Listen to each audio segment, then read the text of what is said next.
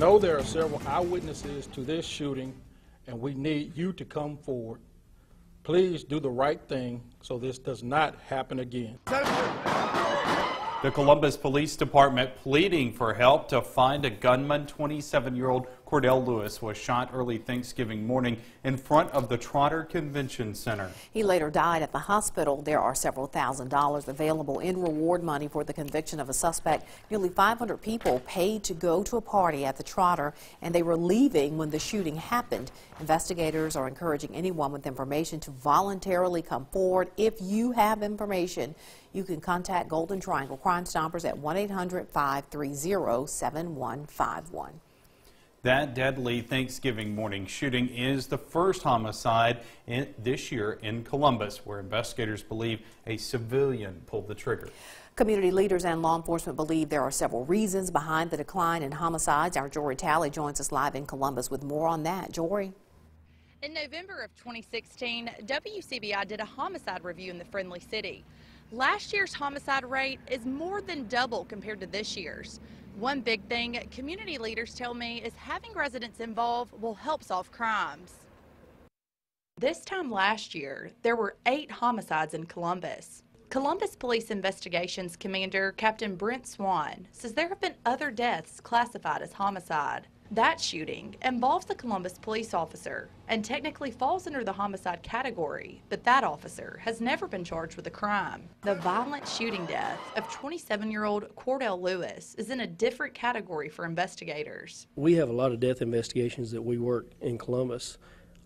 The killing of another is actually classified as a homicide. This is the first potential criminal homicide, which would be classified as a murder that we've had this year. CPD Overview Committee Chairman Dr. Stephen James says one murder is still too many, but believes there are reasons behind the significant drop. A lot of churches have been praying, a lot of individuals have been praying, and we just thank God for answering our prayers. Secondly, I think there's been a combined effort between the leaders of our city, the mayor, the council, the police department, and the overview committee to put some things in place to help make our city safer.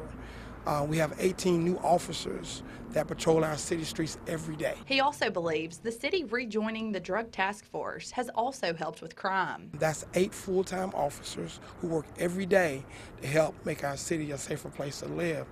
So I think when you look at it, all those things combined helped make that a reality. Eastside 1 Neighborhood Watch Captain Donna Hankey believes this year's lower numbers have a lot to do with residents stepping up to help police. We've gotten numerous neighborhood watches up and going on all 4 sides and even downtown and central Columbus.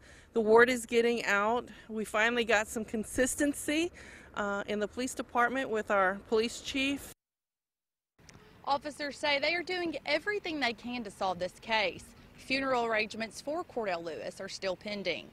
That deadly shooting is expected to lead changes at the Trotter Convention Center rather. City leaders addressed that possibility at a press conference today.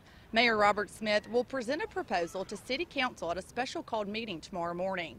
The mayor would not go into specifics today about that plan. Well, in fairness and consistency with the other businesses, and we need to make adjustments when incident or tragedy of this magnitude occur also.